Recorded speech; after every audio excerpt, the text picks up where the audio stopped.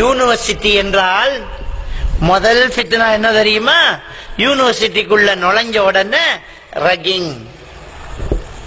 நமக்கு தெரிஞ்ச ரகிங் கொஞ்சம் தான், ஏனென்றா மாணவர்கள் எல்லாத்தையும் சொல்றல்ல. நமக்கு தெரிஞ்ச ரகிங் கொஞ்சம் தான். எனக்கு இந்த மேடையில பேச முடியாத அளவுக்கு எதை நாம பச்சை விபச்சாரம் என்று சொல்றோமோ அது பகடி வதையாம். அது பகடி வதையாம். யூனிவர்சிட்டிக்கு போனவங்க இருப்பீங்க, யூனிவர்சிட்டிக்கு போனவங்க இருப்பீங்க, படிச்சவங்க இருப்பீங்க. அங்க யூனிவர்சிட்டியில ரெக்கிங் என்ற பேர்ல நடக்கிற விஷயங்கள் என்னென்ன இந்த பொதுவாக பேச முடியாது, நெட்ல போகும், உங்களுக்கே தெரியும். நான் ஒரே வார்த்தை சொல்றேன் பாருங்க, எதை நம்ம சமூகம் விபச்சாரம் என்று சொல்லுதோ அது ரெக்கிங் என்ற பேர்ல நடந்துகிட்டு இருக்கு. அவங்களோட நோக்கம் என்னையா? அவர்களை ஒற்றுமையாக்கணுமா. அப்ப அவங்களுக்குள்ள அந்த கூச்சத்தை எடுக்கணுமா. கூச்சத்தை எடுக்கிறதா இருந்தா, ஒற்றுமையாக்கணுமாக இருந்தால் இப்படியா ஒரு புருஷன் பொண்டாட்டிக்கு செய்த வேலைய ரெக்கிங் என்ற பேர்ல ஒரு ஆம்பளை மாணவன் ஒரு பொம்பளை மாணவிக்கு செய்யறான். இதை விட மொட்டையா சொல்ல முடியாது எனக்கு.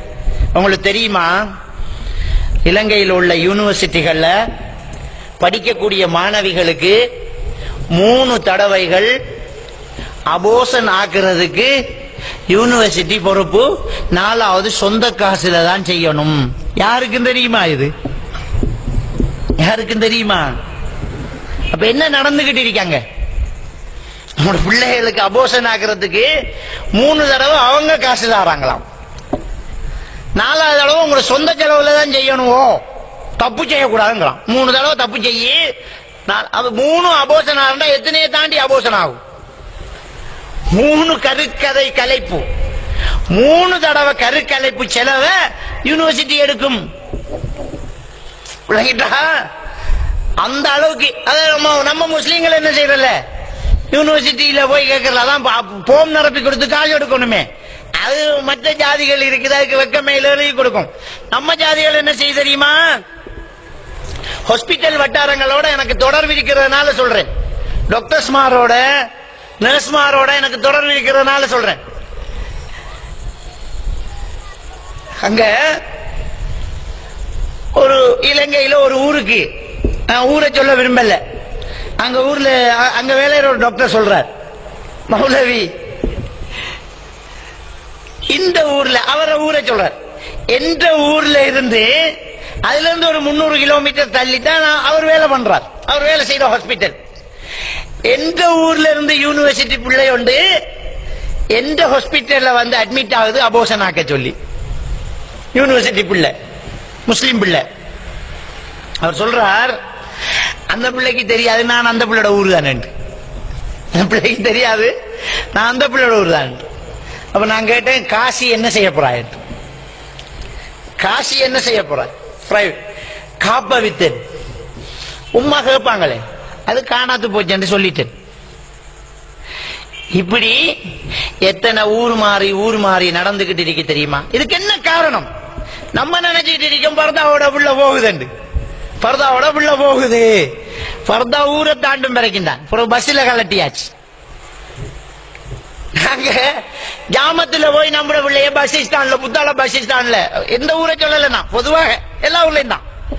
ஜாமத்துல போய் 3 மணிக்கு முன்ன போய் கிளாஸுக்கு இப்ப போனா தான் 7 மணிக்கு போய் கொழும்புல இறங்கலாம்.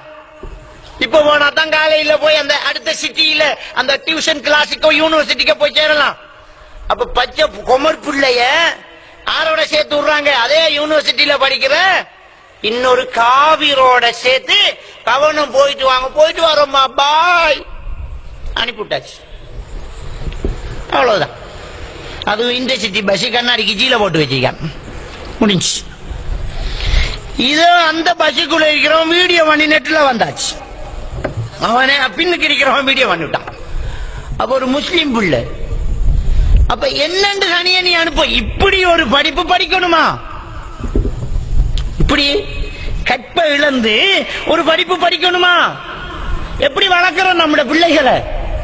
நம்முடைய பிள்ளைகளை எப்படி வளர்க்க? 12-14 வயசாயிட்டு பிள்ளைக்கு தோற்றம் வந்துட்டு நீதி நான் கடைக்கு போயிட்டு வரேன், நாம கடைக்கு போய் கறி வேண்டி காய்ச்சி கொடுத்து வளர்த்த பிள்ளை.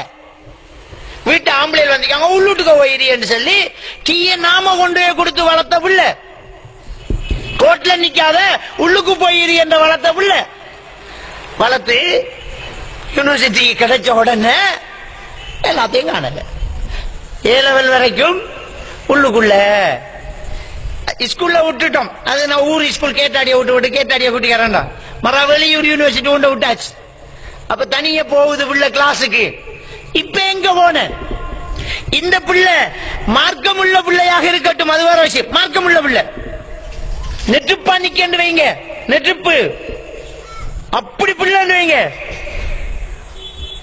தனியே போக வேணாம் என்று இஸ்லாமிய மார்க்கம் சொல்லி தரு. அல்லாஹ் தஆலா சொல்லி காட்டுறான். 33வது அத்தியாயம் சூரத்துல் அஹ்ஸாப்ல 33வது வசனத்துல சொல்றான், வகர்ன ஃபீ புயூத்திகுன்னங்கறான். அல்லாஹ் யாரை பார்த்து சொல்றான்? அந்த மூமினான சஹாபி பெண்களை பார்த்து தான் சொல்றான். மோசமான பொம்பளையல் வீட்டுக்கேறீங்க, வெளியில போக வேண்டாம் வீட்டுக்கேறீங்கன்னு சொல்லல. மொத்த முஸ்லிம் பெண்களை, சஹாபி பெண்களை, நபியுடைய மனைமார்களை எல்லாம் சேர்த்து கூப்பிட்டு அப்படித்தான் எல்லாம் ஆரம்பிக்கிறான். 32வது வசனத்தை 32வது வசனத்துல நபியுடைய மனைமார்களே நீங்க மற்ற பெண்களை போன்ற அல்ல என்று அவங்களையும் சேர்த்து கூப்பிட்டு தான் அல்லாஹ் சொல்றான், வகர்ன ஃபீ புயூத்திகுன்ன, உங்க வீட்டுக்குள்ள இருங்க, நீங்க தனியே போக கூடாது. வலா தபர்ரஜ்ன தபர்ருஜல் ஜாஹிலிய்யத்தில் ஊலா, ஆரம்ப ஜாஹிலியா காலத்து வெளியரங்குதல் உங்களிடத்துல வரக்கூடாது என்று வெளியரங்காதீங்கன்னு சொல்றான். ஆரம்ப ஜாஹிலியா காலத்தை போல வெளியரங்காதீங்க, உங்க வீட்டுக்குள்ள இருங்க, உங்களோட சத்தம் உள்ளுக்கு இருக்கட்டும் என்று அல்லாஹ் தஆலா திருக்குர்ஆன்ல சொல்றது எல்லா பெண்களையும் சேர்த்துட்டான். இன்னைக்கு என்ன நடந்துகிட்டு இருக்குது? இன்னைக்கு கல்வி கற்கிறோம், கல்வி கற்கத்தான் வேணும், கற்ப இழந்து கல்வி கற்க தேவையில்லை. அப்படி ஒரு கல்வி கற்க